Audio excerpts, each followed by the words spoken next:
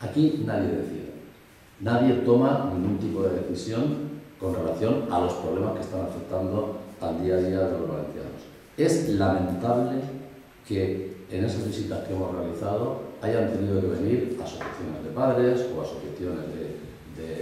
autónomos o de emprendedores que nos dicen que hagamos de intermediarios para ver si lo recibe el conseller o la consellera. Eso es increíble. O sea, que tengan que dirigirse a nosotros como grupo político para que seamos nosotros los que intercedamos para que los consellers los reciban y les puedan exponer el problema